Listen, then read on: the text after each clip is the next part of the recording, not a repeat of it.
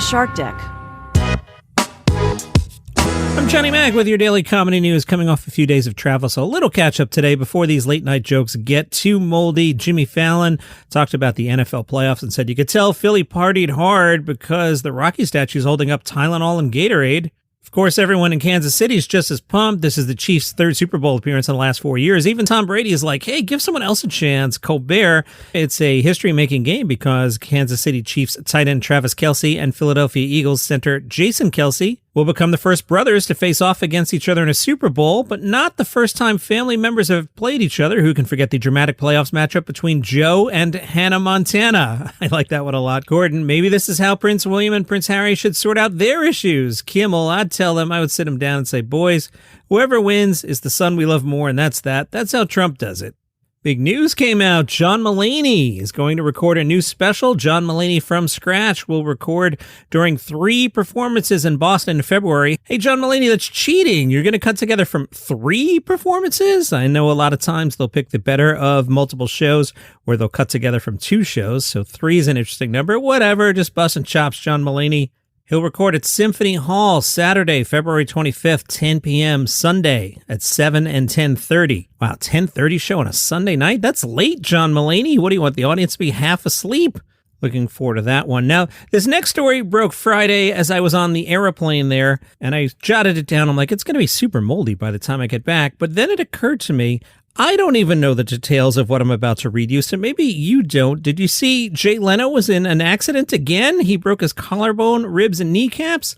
Yeah, now either that's news to you, or you're like, yeah, everybody was talking about that on Friday. Where were you? I don't know how you feel about this, but Jay Leno broke his collarbone, ribs, and kneecaps in a motorcycle crash. He told the Las Vegas Review-Journal, I got knocked off my motorcycle, so I've got a broken collarbone, I've got 2 broken ribs, I've got 2 cracked kneecaps. Ouch. Jay Leno was 72. He was out on January 17th. He said he smelled leaking gas while testing a 1940 Indian motorcycle. So I turned down a side street and cut through a parking lot. And unbeknownst to me, some guy had a wire strung across the parking lot, but no flag hanging from it. So, I didn't see it till it was too late. It just clotheslined me and boom, knocked me off the bike. Oh, that's awful. He said, after getting burned up, you get that one for free. After that, you're Harrison Ford crashing airplanes. You just want to keep your head down. And he's Jay Leno. You think he took time off? No. Sunday night, he was back at the Comedy and Magic Club in Hermosa Beach. Eyewitnesses say he was not wearing a sling and appeared fine. He has performed at that club just about every Sunday since he took over as host of The Tonight Show in 1992, where he would try out monologue material while reading index cards. And as Jay Leno continues to have bad news, his long-running TV series, Jay Leno's Garage, the Hollywood Reporter cites a CNBC source that says that show has been canceled after 7 seasons.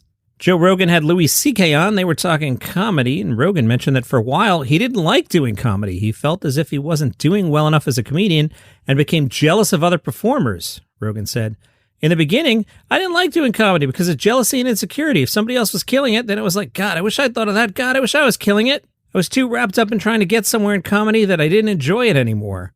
Then he took some time to reflect on why he started doing comedy in the first place and said, I realized, hey, stupid, you got into comedy because you love watching it. Why would you still not love watching it? Are you going to give up loving watching it because you like to do it? That's so stupid. Marc Maron and some other stars are slamming the Academy Awards decision to conduct a review of the campaign tactics behind this year's Oscar nominees. This follows the surprise nomination of Marc Maron's To Leslie co-star Andrea Riseborough. All right, what is the deal here? In To Leslie, Marc Maron plays a motel owner who helps Riseborough's alcoholic character get her life back on track.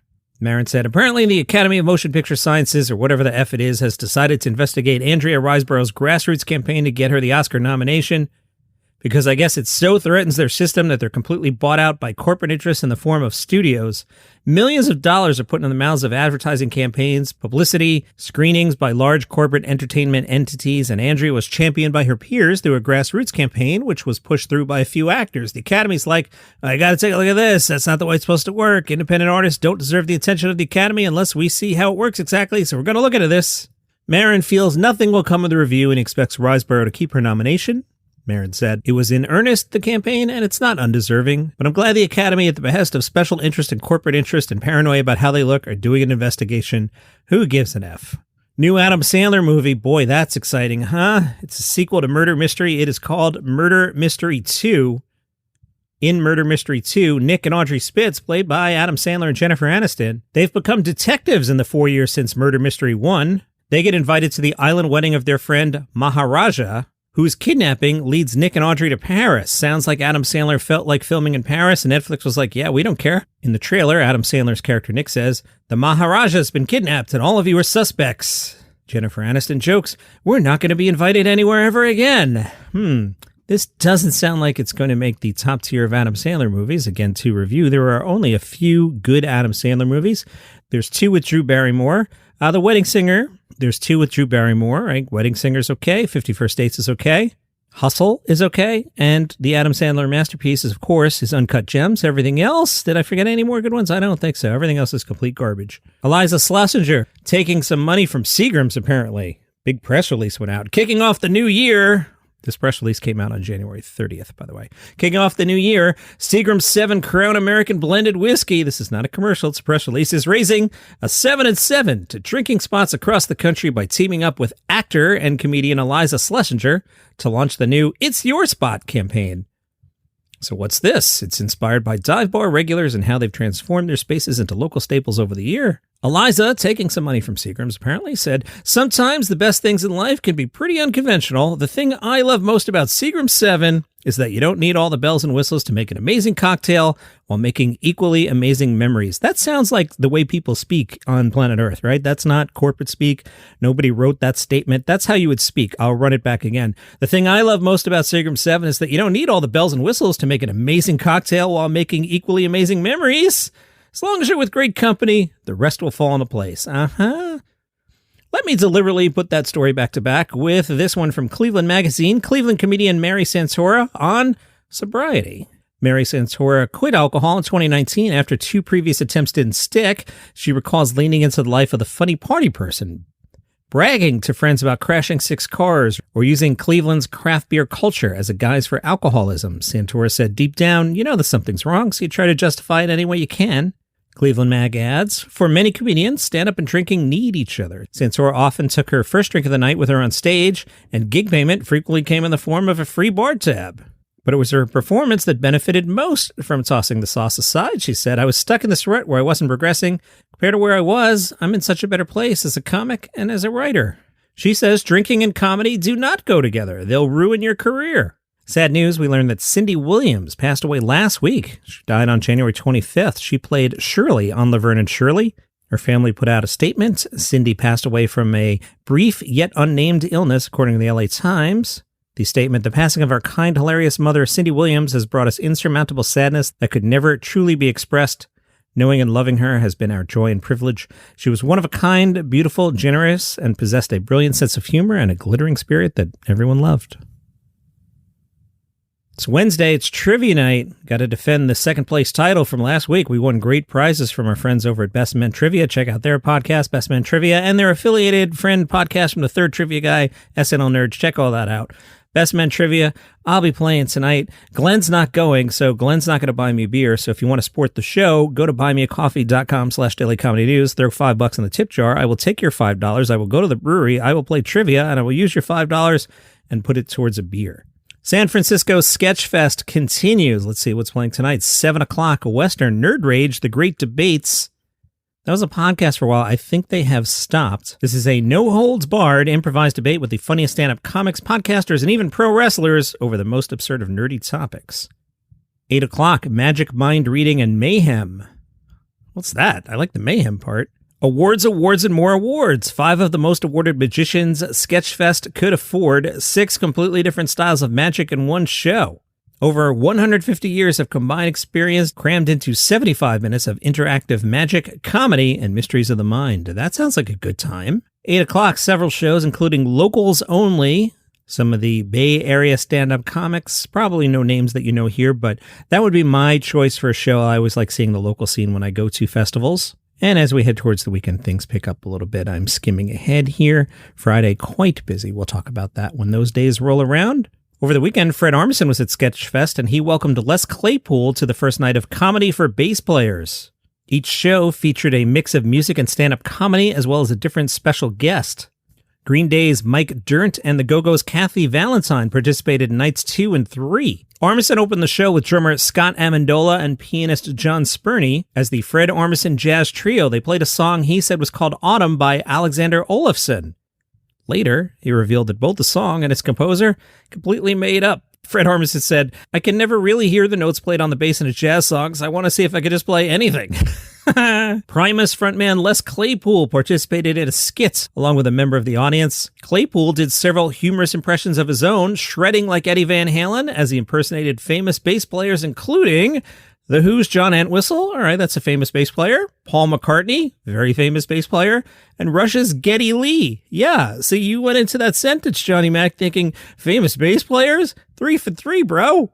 Fred Armisen joked that Rush's Geddy Lee recently taught him the proper way to play YYZ, the joke being that it was indistinguishable from the improper way that Fred Armisen used to play it. That sounds like it was a lot of fun. I told you I was catching up, so I caught up on Saturday Night Live. Michael B. Jordan. By the way, my wife went out of the way to say, he's a handsome man. I think she might want to see Creed 3.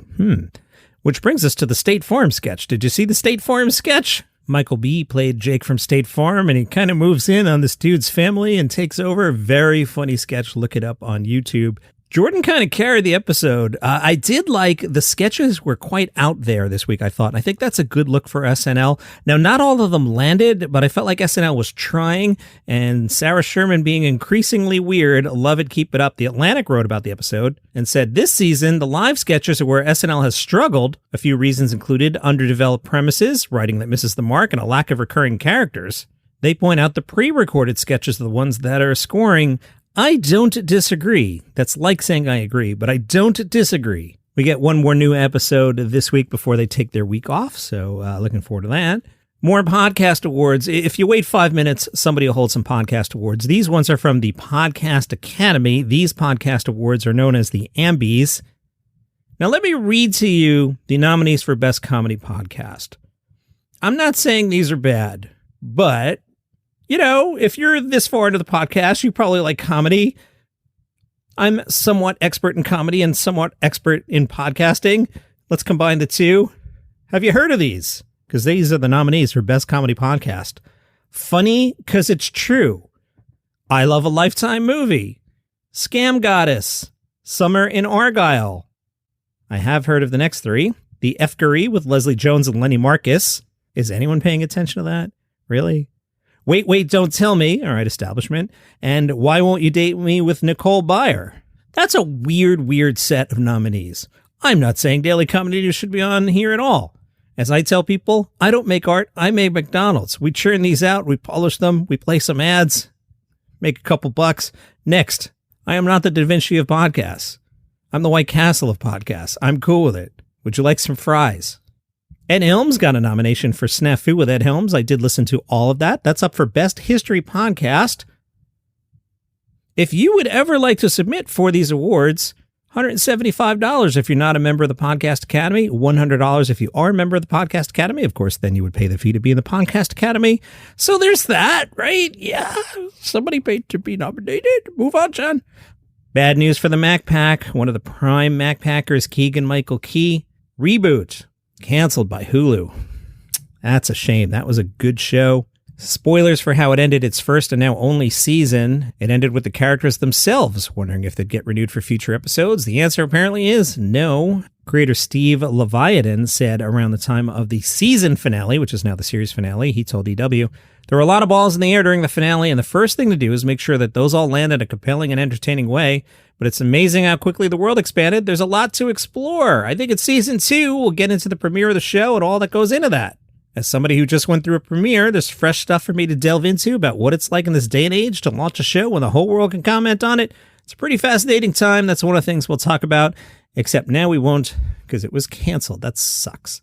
And another leftover from the weekend, but it's funny. From TMZ, Bengals superfan Gary Owen really loves Joe Burrow, so much so that the comedian told TMZ Sports he'd be thrilled if Cincinnati Bengals quarterback Joe Burrow ever wanted to hook up with his family members. He told TMZ Sports, if somebody in my family wants to sleep with him, do it. Like, you don't ever want to think of any females in your family sleeping with anybody, but Joe Burrow, yeah, I'll drop you off. What time do you need me to pick you up? The article is from last weekend, at which time Owen said, "I've never been more confident in a team. Chiefs 23, Bengals 20. Sorry, Gary Owen."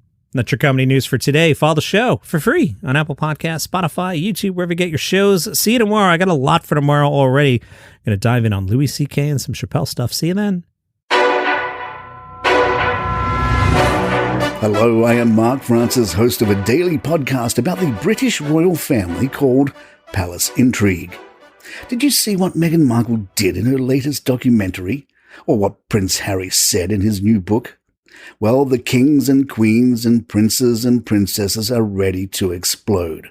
Andrew is ready to implode. Royal sources are jumping at the bit. The in-laws just can't stop. The UK tabloids are about to burst. Americans can't get enough. The kids can't get any cuter. The press can't get any uglier. And Wills and Kate? Well, they're just wonderful. Get your daily dose of gossip and news from the world's most royal family. Follow Palace Intrigue on Apple Podcasts, YouTube, or wherever you get your shows.